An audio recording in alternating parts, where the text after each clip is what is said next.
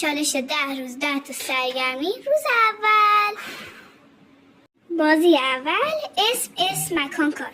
بازی از این قراره که اول باید یه چند تا برگه کوچیک آماده کنین و روش بنویسید اسم مکان و کار.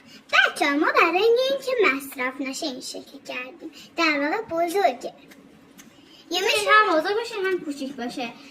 بعضی مکان کار رو می‌نویسین، بعد به تعداد نفرها کاغذ آماده می‌کنیم و الان 3 نفریم، پس 3 تا کاغذ آماده. این کاغذ آماده که من مثل قطعه بیشتر احتیاج نداریم. یه دونه من، یه دونه مریس، یه دونه الیسا. خب حالا میتونین اسم فامیلاتون یا هر اسمی که دوست داشتید اسم خود بشه، بهتره که اسم فامیلاتون بشه، چون اینجوری که با هم دیگه خودکار گفته قشنگ‌تر میشه، همه‌تر میشه. آره.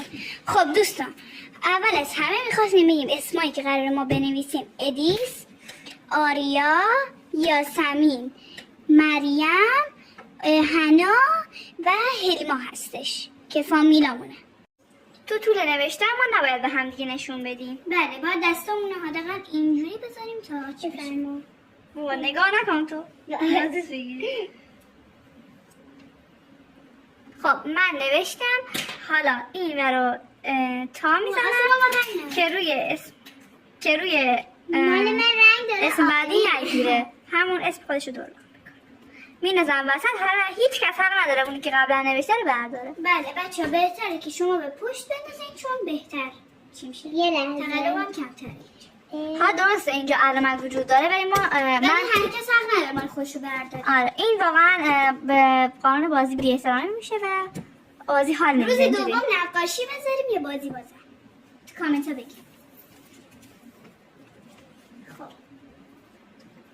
بده خودکارمو بده. من رنگ نمیدم، یعنی یه حالا اتصال نداریم. خب اسم بعدی رو شما نباید اون تای قبلی رو باز کنید، چون اگه اسم قبلی رو تای قبلی رو باز کنید اسم برام میشه و بازی اونقدر هیجان خودشو نداره.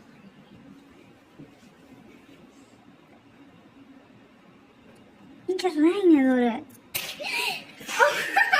من بهتر رنگ داره.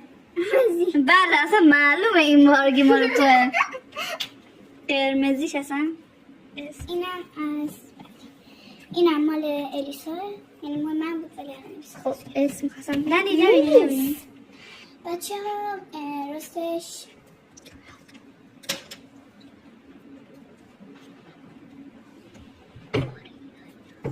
خب اسم اینجوری تا میزنیم.